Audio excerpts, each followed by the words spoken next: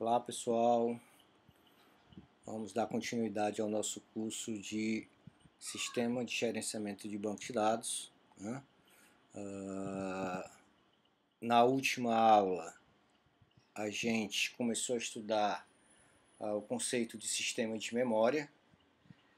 A gente viu que todo sistema computacional precisa trabalhar com memória para armazenamento de instruções e dados. Até comentei com vocês, ressaltei que se você pensar na máquina de Turing, ele também já pensava no conceito lá de memória, né? Que ele tinha, o computador para ele tinha que ser ter um componente que seria uma fita infinita onde eu poderia armazenar ou declarar dados e instruções que seriam necessários para o computador fazer algum tipo de computação. Bom, mas aí a gente viu também que com o advento dos processadores mais modernos, certo? Há a possibilidade de que os processadores, né, fiquem esperando algum tempo, né, para poderem consumir dados ou instruções que vão precisar, né? Bom, então só para exemplificar, para ilustrar esse problema, mostrei para vocês aqui que um processador Intel i7, né, de 2600K, ele executa uma instrução a cada aproximadamente 7,8 vezes 10 a menos 12 segundos. E enquanto isso, o acesso a um dado armazenado em memória principal, tá certo? Ele pode levar em média 7 vezes 10 a menos 9 segundos. Tá certo? Então isso significa o quê? Que se eu pensar que meus dados que vão ser, ou instruções que vão ser consumidas pelo meu esse processador i7 estão armazenados em memória principal, então o processador teria que esperar aproximadamente 7 vezes 10 a menos 9 segundos para executar a segunda instrução.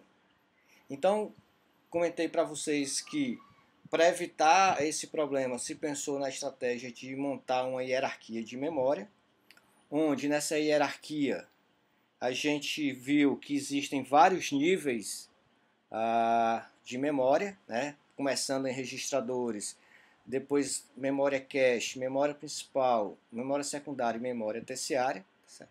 E onde cada nível desse, né, vai ter um meio físico de armazenamento. Um meio físico de armazenamento significa onde o meu dado vai ficar armazenado, né, onde meus bits 0 ou 1 vão ficar armazenados, né? E aí a gente tem nesses níveis memória, os registradores, né, memória do tipo registrador, que é o tipo de memória, o meio físico de memória que mais próximo da CPU. Depois tem a memória cache, memória principal, memória secundária e memória terciária.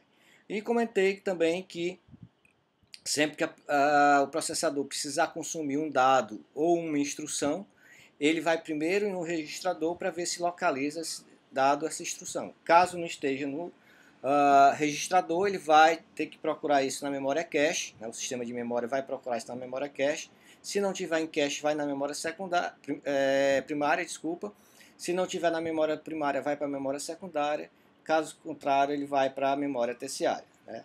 E localizando o dado ou a instrução em memória terciária, o caminho inverso também tem que ser feito. O dado ou a instrução vai ser transferido de memória terciária para memória secundária, assim por diante até chegar nos registradores, né? Eu comentei com vocês também que nos diferentes níveis do sistema de memória, né, da hierarquia de memória, eu tenho diferentes tempos de acesso. Então, os registradores eu tenho o menor tempo de acesso e memória terciária o maior tempo de acesso. Então, eu tenho um crescimento exponencial onde o tempo de acesso de um dado ou instrução no registrador pode ser de até 8 ordens de magnitude menor do que o tempo de acesso da memória terciária. Bom, essas memórias, nos diferentes níveis da hierarquia, também possuem capacidade de armazenamento diferentes, tá certo? Só que a curva aqui, eu saindo de registrador e chegando em memória terciária, ela cresce de forma um pouco mais suave do que o tempo de acesso. Então, o espaço de armazenamento no registrador pode ser menor, até 7 ordens de magnitude, comparado com o espaço de armazenamento de uma memória no nível terciário. Começamos a estudar também a classificação. E há uma diferença também de custo, né? O registrador seria o custo maior, enquanto a memória terciária seria o custo menor, e essa curva também ainda é mais suave, onde o custo de um registrador pode ser 3 ordens de magnitude maior do que a memória terciária. Observem que o custo ele decresce partindo dos registradores para memória terciária, enquanto as outras curvas, né, que é o tempo de acesso e a capacidade de armazenamento, crescem exponencialmente partindo de registrador até chegar em memória terciária. Nós vimos também a classificação de memória quanto à persistência dos dados. Quando eu estou quando meus dados permanecerem armazenados, eu preciso de um fornecimento de energia. Nós temos as memórias voláteis, porque se não houver o fornecimento de energia, eu perco o conteúdo da memória. E a gente viu que os exemplos clássicos de memória volátil são os registradores, cache e memória principal. E memórias não voláteis, meus dados ficam persistentes mesmo que não haja o fornecimento de energia, tá certo? Então, os exemplos clássicos são os que? Os meios de memória para memória secundária e memória terciária. Disco magnético, por exemplo, e fita magnética e memória terciária. Vimos também uma classificação quanto ao tipo de acesso, o método de acesso, né? Essas memórias, registradores, cache e memória principal são memórias do tipo RAM. Por quê? Porque eu tenho um método de acesso randômico. RAM significa Random Access Memory, tá certo? Onde o tempo de acesso a essas memórias não depende da localização física do dado no meio físico de armazenamento. Independentemente do endereço do dado no meio físico de armazenamento, o tempo de acesso sempre vai ser igual. Isso já não ocorre com os discos magnéticos e as fitas magnéticas, por exemplo. Bom, então, hoje a nossa aula a gente vai começar a estudar os vários tipos de memória nos diferentes níveis da hierarquia de memória. Então, a gente já viu aqui a ideia da classificação quanto ao método de acesso. Então, o primeiro tipo de memória que a gente vai estudar, tá certo? Seriam os registradores, que é o primeiro nível na minha hierarquia de armazenamento. Então, os registradores são espaços pequenos de armazenamento, né, que estão disponíveis como parte do processador. Então, se a gente vê aqui uma figura de um processador, uma ilustração de um processador, aqui, então aqui seria um chip, né? Então aqui eu teria a minha unidade lógica aritmética, né? A minha unidade aritmética lógica, tá certo? Que é essa aqui, a LU. E tenho aqui meus registradores. Então, nos meus registradores, né, eu tenho os dados que vão ser consumidos, dados e instruções que vão ser consumidos diretamente por uma unidade lógica aritmética. Bom,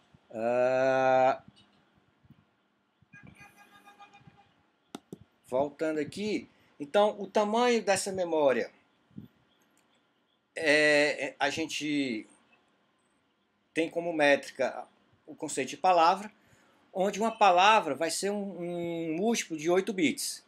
Então eu tenho registradores que podem ter palavras de 8 bits até 64 bits, ou seja, eu tenho um registrador de 8, 16, 32 e 64 bits.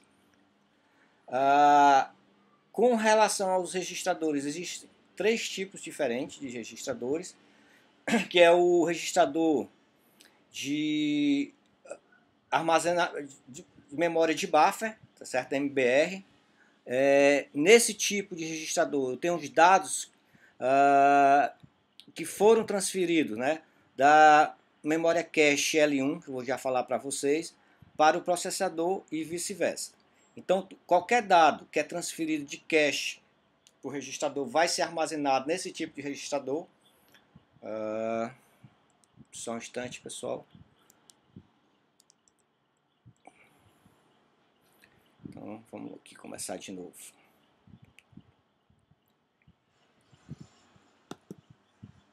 Esse aqui é a apresentação. Então, nesse tipo de registrador MBR, eu tenho o quê? Dados né, que foram transferidos de cache para o registrador.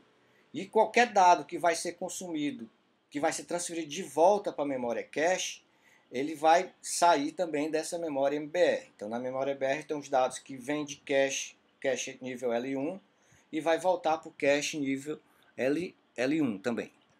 Bom, aqui, deixa eu voltar.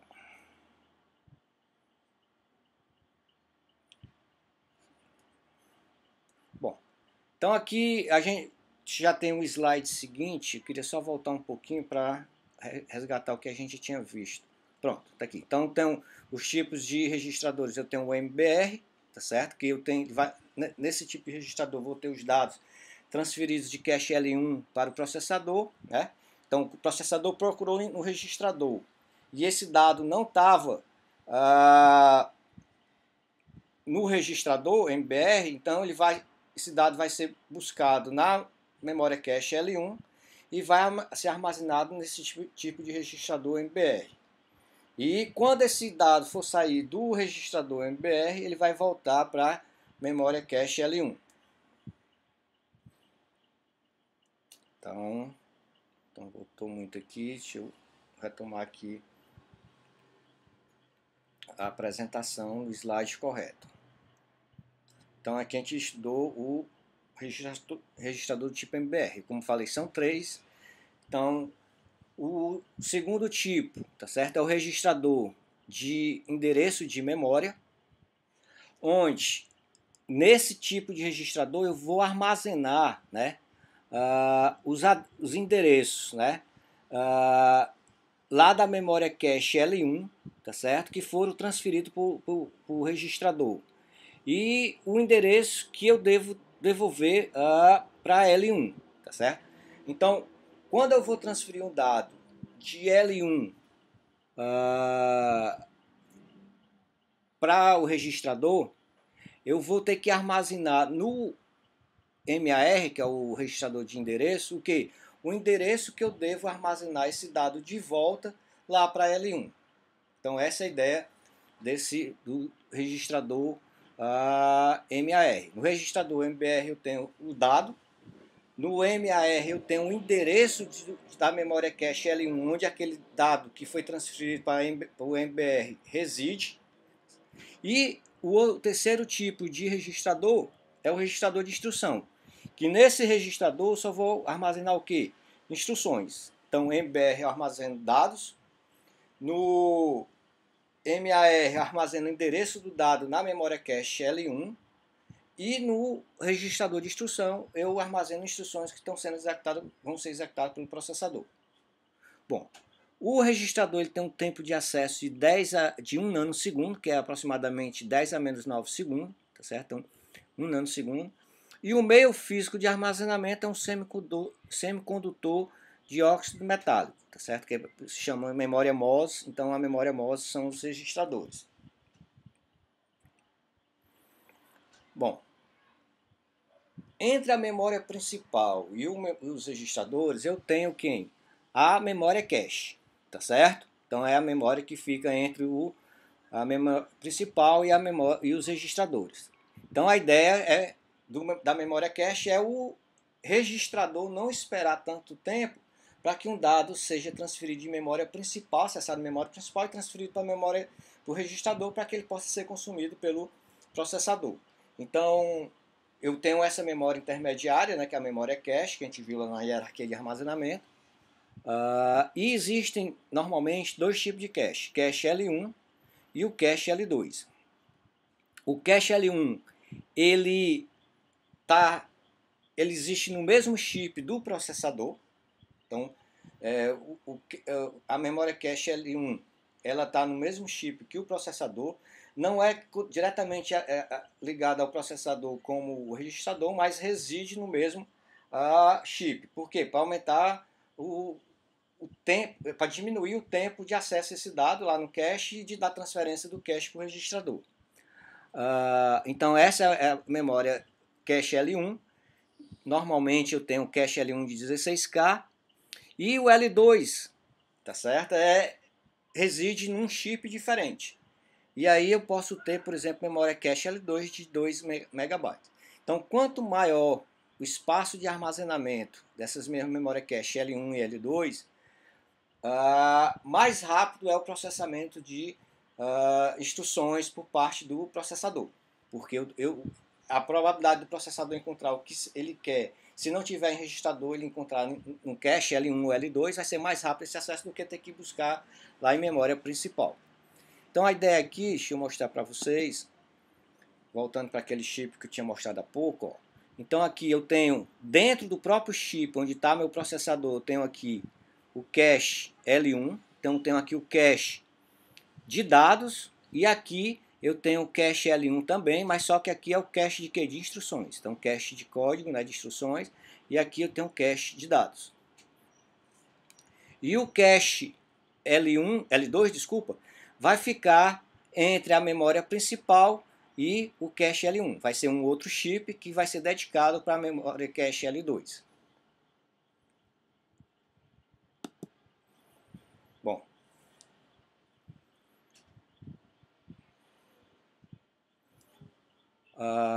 o meio físico de armazenamento da memória cache é o que a gente chama de SRAM, que é uma memória RAM estática, que é uma memória de material semicondutor, que vai armazenar um bit, tá certo?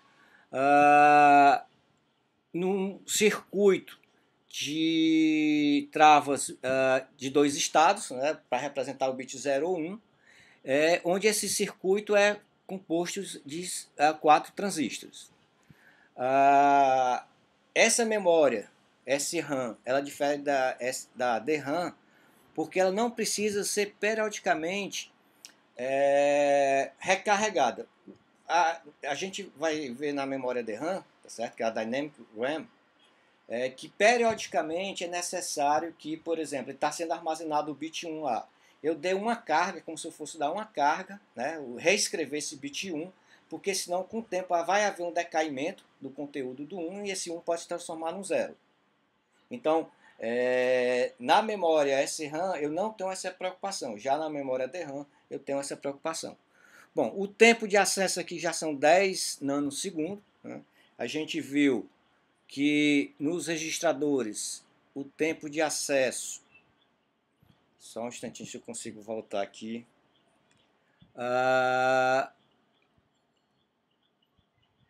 o tempo de acesso é 9 nanosegundos, 1 nanosegundo, desculpa, no registrador, não 9, 1 nanosegundo, tá certo? E já na memória cache, meu tempo de acesso é 10 nanosegundos. Já tem uma ordem de magnitude de diferença de tempo de acesso entre registrador e memória cache. Então aqui eu tenho 10 nanosegundos. Bom, descendo na hierarquia lá da minha hierarquia de memória ou de armazenamento, nós vamos agora para o terceiro nível, que é o nível da memória principal. Então, a memória principal, o meio físico, é o que a gente chama de DRAM, Dynamic RAM, tá certo? É um meio de armazenamento endereçável por palavra, onde a ideia aqui é que eu vou ter palavras de 16, 32 e 64 bits, né, igualmente como era lá nos registradores, a minha unidade de acesso eram palavras, né? Cada palavra é um múltiplo de 8 bits, aqui é a mesma coisa em memória principal.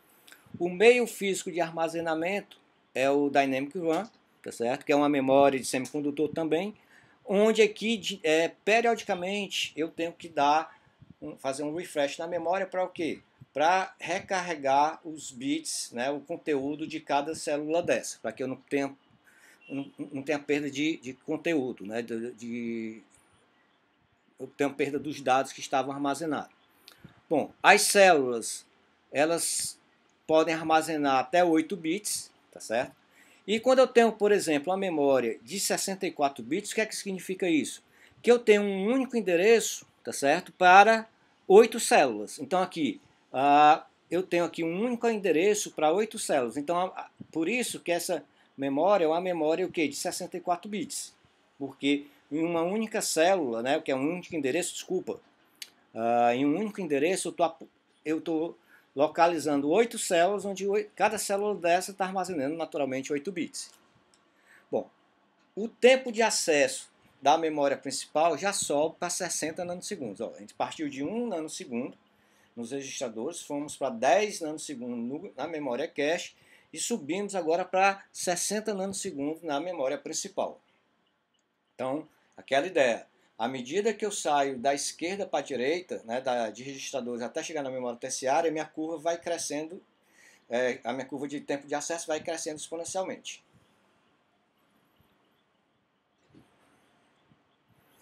Bom, a memória principal, ela tem 2 barramentos que conectam com o chip onde está localizado o processador ou os processadores, né? Porque eu tenho máquina com muitos processadores, posso ter máquina com vários processadores. E cada barramento desse é responsável por quê? Para armazenar, transferir dados ou endereço, tá certo? Então toda vida que eu for localizar o processador precisar de um dado que não está no registrador e que também não está em cache, vai ser acessado em memória principal, então eu vou transferir o dado por um barramento, né, que é o barramento de dados, e o endereço dele em memória principal vou transferir pelo barramento de endereço, tá certo? Que quando chegar lá no registrador, vocês devem lembrar que eu tenho lá o registrador que armazena o dado e o registrador que armazena o endereço do dado. Então essa é a ideia desses 2 barramentos. Bom, e agora a gente vai chegar no 4º nível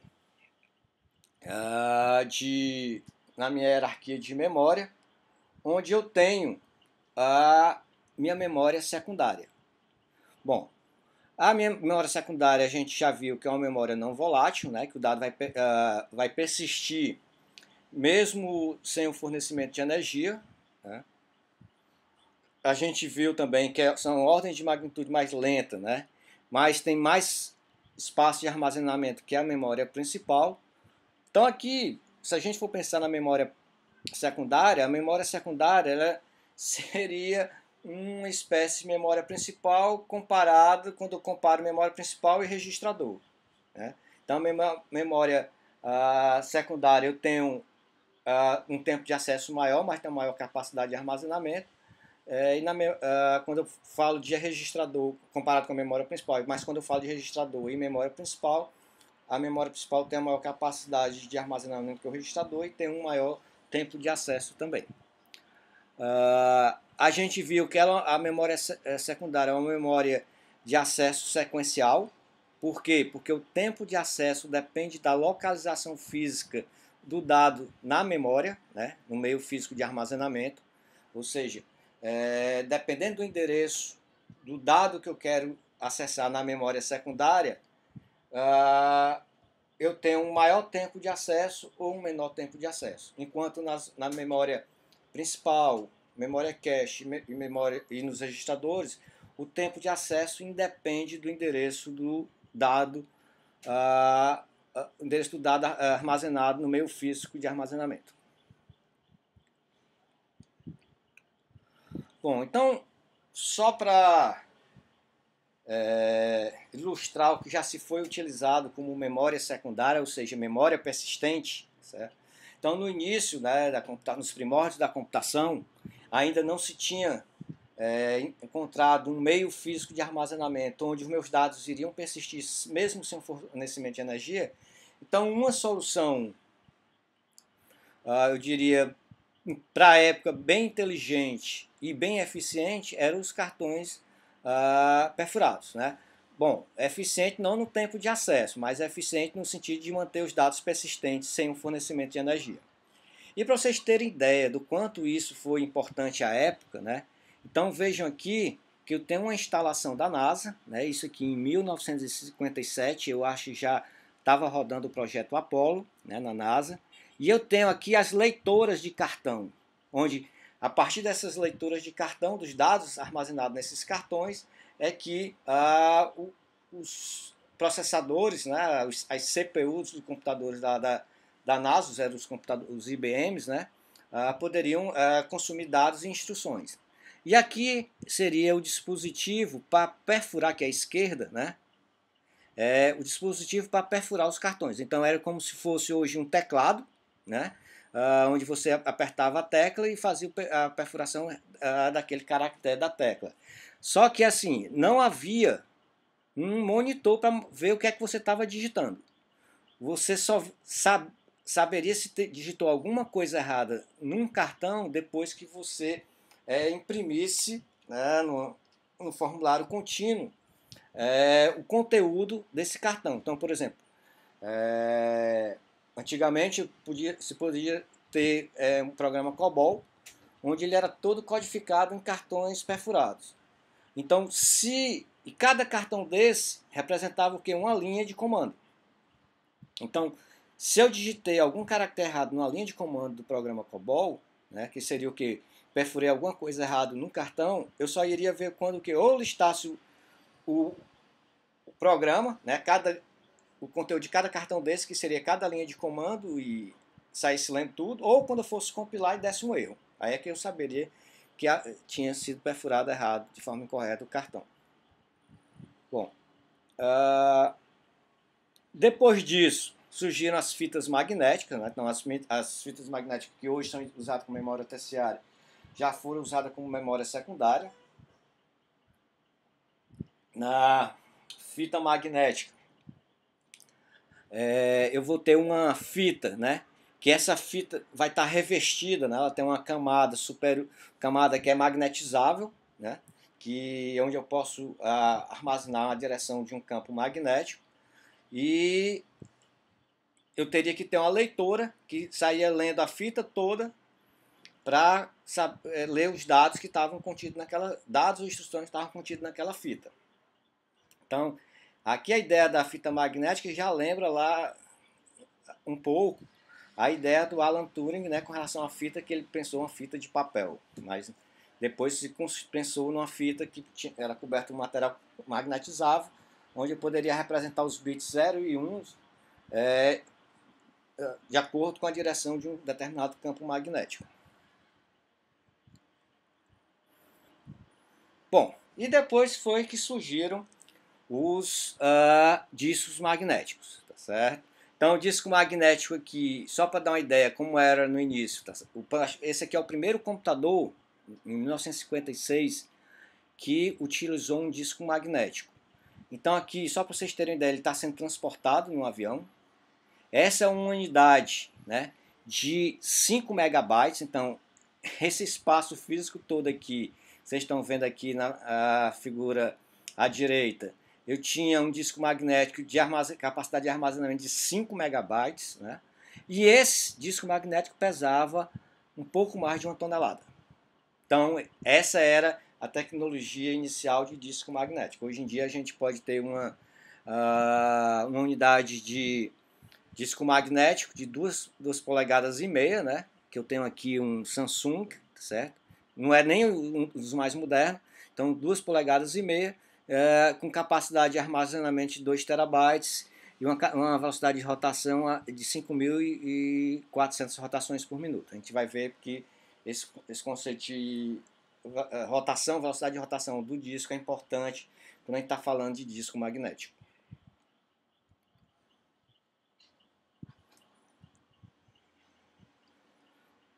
Bom, então, se algum de vocês já abriu um disco magnético, uma unidade de disco, né, um HD, vocês devem ter percebido que naquele HD existem sempre mais do que um disco, né?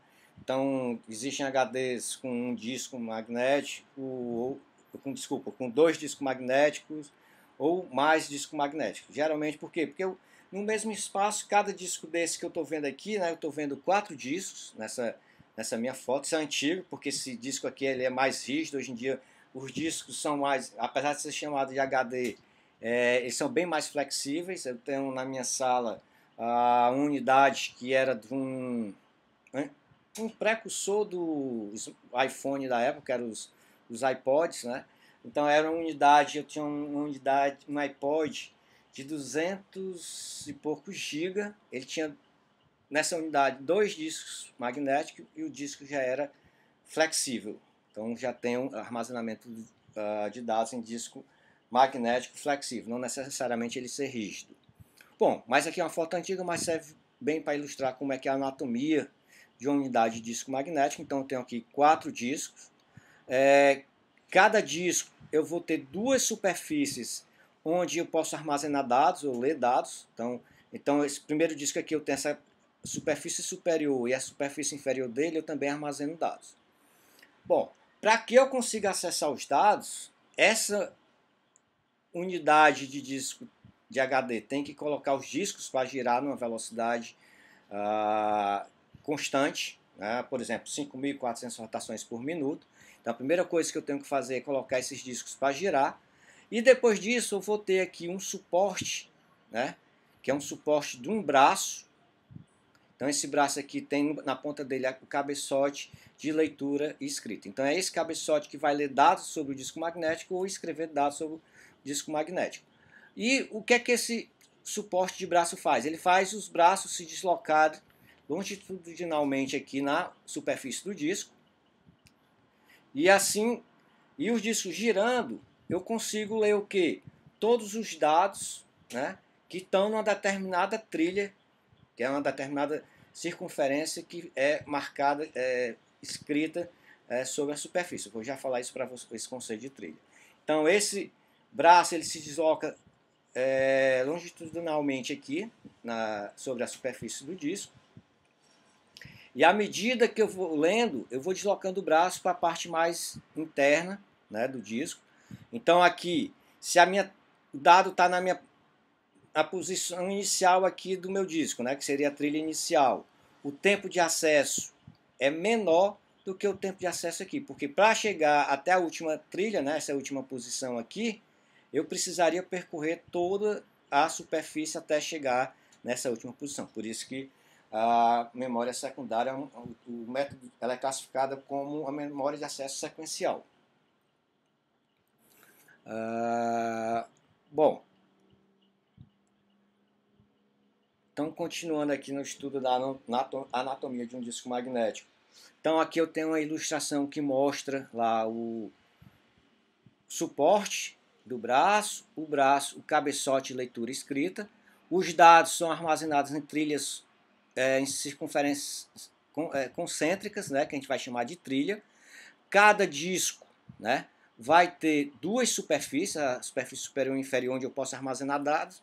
Tenho aqui o meu motor de rotação, que tem que colocar o disco para girar para que eu consiga acessar os dados em toda a superfície do meu disco. Bom, e tem aqui na ponta aqui do braço o cabeçote de leitura escrita. Então aqui é interessante que a gente vê uma ilustração para mostrar o seguinte. O cabeçote de leitura escrita, que está aqui do meu lado esquerdo, tá certo? Ele nunca encosta na superfície do disco. Porque se ele encostar na superfície do disco, ele vai danificar a superfície e eu posso perder aquele disco. Antigamente, quando acontecia esse problema, né, do cabeçote encostar na superfície, né, eu perdia toda a unidade de disco, todo o HD, toda a unidade de HD. E era um problema bem sério antigamente, isso, que as salas onde estavam localizados os HDs eram uma sala extremamente crítica com relação à existência ou à presença de poeira. Por quê? Porque se algum grão, qualquer que fosse, ficasse entre o cabeçote e o disco seria arranhado e eu perderia o conteúdo daquele disco. Tá certo? Então o cabeçote ele não encosta na superfície, tá certo? E a outra coisa interessante aqui, eu tenho aqui a indicação de como é que é armazenado os bits 0 e 1. Então vejam, então essas setas aqui, eu tenho aqui um bit 1. Então essas setas elas dão a direção de um campo magnético, a orientação de um campo magnético. Então aqui tem nessa ilustração, o campo magnético tem direção para a esquerda, né? Tem o valor 1 e o campo magnético está com orientação para a direita tem o valor 0, tá certo? Então aqui ó, estão para a direita. Então nesse material magnético que eu armazeno, que está revestindo a superfície do disco, eu consigo em cada posição armazenar o quê? A direção de um campo magnético. E essa direção é que vai dizer se o dado é 0 ou 1. Então, eu posso ler, né, essa direção do campo magnético e também posso alterar, que é a operação de quê? De escrita. Então, ler a direção ou alterar a direção do campo magnético numa determinada posição lá do disco, eu estou escrevendo o dado porque eu alterei o conteúdo, né, o bit que estava armazenado naquela posição.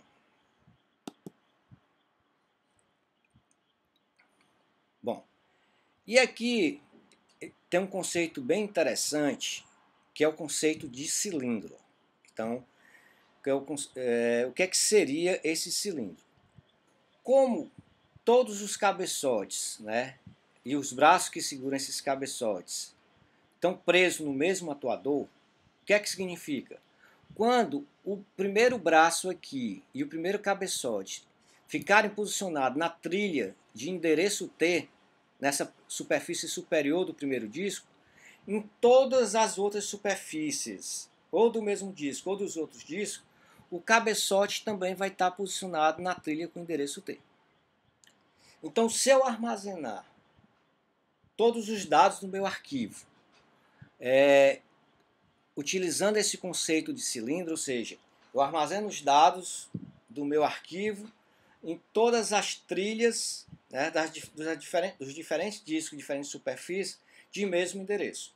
Por quê? Porque quando eu posicionar o primeiro cabeçote, né, o cabeçote superior na trilha superior do primeiro disco, todos os outros vão estar posicionados na trilha de mesmo endereço. Ou seja, eu poderia, se todos os dados do meu arquivo eu pudesse armazenar em um cilindro desse, vamos supor dessa unidade aqui que tem dois discos e 4 superfícies, e eu armazenasse os dados, conseguisse armazenar os dados, todos os dados do arquivo, nessas 4 trilhas, né, que eu teria 4 trilhas para armazenar esses dados, então eu ia acessar esses dados todos ao mesmo tempo. Tá certo? Então, isso é uma forma, usar esse conceito de cilindro, né, é uma forma de reduzir o tempo de acesso a dados em disco, porque eles estão fisicamente armazenados em trilhas de mesmo endereço, que podem ser acessadas simultaneamente pelos diversos cabeçotes de leitura e escrita. Então, esse é um conceito importante que antigamente, quando eu trabalhava com sistema de arquivo, eu conseguia dizer em que cilindros deveriam ser armazenados os dados do meu arquivo. Então, quando eu trabalhei lá no Banco do Nordeste como DBA, então quando se ia se criar um arquivo, poderia se definir inclusive o cilindro onde aqueles dados estariam armazenados. Bom, se a gente for observar uma superfície, então vamos supor que quem está vendo a superfície de um disco de cima para baixo. Então aqui eu teria as minhas trilhas nessa unidade de disco, né? Naturalmente essa superfície aqui ela é coberta de um material magnetizável, né? A gente falou isso, que está organizado em trilhas que são círculos concêntricos, tá certo? Então aqui eu tenho essa trilha que está marcada em azul. Cada trilha dessa ela vai estar subdividida em setores, tá certo? Então aqui todos os meus dados vão estar armazenados nas trilhas. Então quando os dados começam a ser armazenados, são armazenados e lidos em trilhas de diferentes endereços, tá certo? Bom, cada trilha está subdividida em setor, onde um setor é a unidade de acesso a um disco magnético. Então, toda vida que eu vou ler ou gravar em um disco magnético, eu gravo o quê? Um setor. E uma trilha está subdividida em setores. Eu posso ter setores de tamanhos diferentes, Por exemplo, existem muitas unidades de disco que cada setor pode ter 4.096 bytes. Esses setores, eles têm endereços que vêm, na realidade tem identificadores que vêm de fábrica já, esses identificadores, que vão servir como endereço. Então, sempre que eu armazenar o dado num determinado setor, eu sei qual o identificador desse setor. Então aqui o setor é uma unidade de leitura escrita em disco magnético. Ele é indivisível. Se eu perder um dado no setor, perdi o setor todo. Bom. E existe ainda também em disco magnético o conceito de gap, né? Que a ideia é o seguinte: para que o cabeçote consiga diferenciar um setor de outro, né? Como eles são identificados por fábrica, mas eu preciso de o cabeçote precisa de um espaço físico para identificar, terminou um setor, eu vou começar um outro setor. Então existem esses gaps que são nesses espaços. Eu não tenho material magnetizável, eu não consigo gravar sobre essa área, né, que é o intervalozinho entre um setor e outro, né, uma separaçãozinha. E às vezes, né, eu posso ter unidade de disco que 10% da minha área total de armazenamento da trilha são utilizadas por setores, né, por gaps.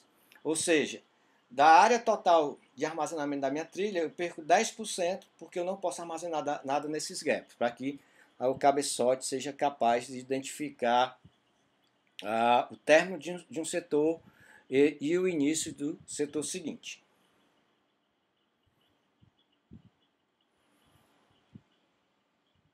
Bom, aquilo que eu falei, né? Então, cada setor ele vem com um identificador de fábrica, para que saiba que setor está se gravando dados em um determinado arquivo, certo? E uma coisa importante é o seguinte: se eu for armazenar os dados de um determinado arquivo só utilizando o conceito de setor, o que é que pode acontecer? Então, deixa eu só voltar aqui a figura onde eu estou representando o setor. Então, imagina que eu vou armazenar os dados de um arquivo espalhado por setores de diferentes trilhas. O que é que acontece? Quando eu fosse acessar esses dados, o meu cabeçote ia ficar no deslocamento para frente e para trás, constantemente em diferentes trilhas, para pegar só parte de uma trilha, um setor de uma trilha. Então, o que é que se concebeu? Se pensou num conceito de bloco, né, ou cluster, tem sistema de arquivo que chama de cluster, que na realidade é uma abstração, que quando eu vou gravar dados de um determinado arquivo, o que é que eu faço? Ao invés de eu gravar esses dados em setores diferentes, eu agrupo, né, os dados para ser armazenados, por exemplo, em 10 setores vizinhos uns aos outros, que é o tamanho, é o que eu vou chamar de bloco ou cluster, tá certo? Então esse bloco vai ser uma unidade lógica do sistema de arquivo, não é da unidade de disco, né, da controladora de disco, que vai funcionar, então, vai ser uma unidade para transferir dados entre disco e memória principal. Então, quando o sistema de arquivo vai gravar dados de um arquivo, e aquele sistema de arquivo trabalha com blocos com tamanho de 10 setores, então ele já armazena 10 setores para aquele arquivo. Quando for, ele armazena os 10 primeiros setores. Quando for, que é o primeiro bloco, quando for armazenar os dados seguintes do arquivo, ele vai escolher um outro bloco, né, que tenha espaço, para que esses dados sejam armazenados. Então, tendo esse conceito de bloco, né, o cluster em mente, então aquele aplicativozinho lá que tem no sistema operacional Windows, eu não sei nem se ainda tem, que é o defragmentador. Então o defragmentador, o que é que ele faz? Ele vai procurar colocar os diferentes blocos de um mesmo arquivo em endereços vizinhos. Ou seja, se uma trilha eu consigo armazenar 50 blocos e aquele arquivo armazena 50 blocos, né? Então ele vai tentar colocar esses 50 blocos numa mesma trilha, porque vai ser muito mais rápido para eu acessar os dados desse arquivo. Então, essa é a ideia lá da ferramenta, o defragmentador que existe no Windows. Bom, a unidade de disco vai ter uma controladora, que a gente chama de controladora de disco, né? Que na realidade é um processador, que tem inclusive memória principal, tá certo? Então aqui eu tenho uma controladora de disco, que ela tem uma área de buffer, tá certo? E essa controladora, ela é responsável para o quê? Para ler dados de um setor e enviar para a memória principal, ou pegar o dado, receber o dado de memória principal e gravar no setor. E essa área de buffer, ela é interessante para o quê? Porque se eu ficar o tempo todo escrevendo em disco, né, toda vez que eu receber uma operação de escrita, eu perder tempo em escrever em disco, eu vou diminuir muito a minha performance das aplicações que estão consumindo dados armazenados em disco. Então, o que é que essa controladora faz com essa área de buffer? Ela armazena várias operações de escrita e em um determinado momento ela descarrega todas essas operações de escrita. Então, ela faz isso, né, com o objetivo de aumentar a performance no acesso a discos magnéticos.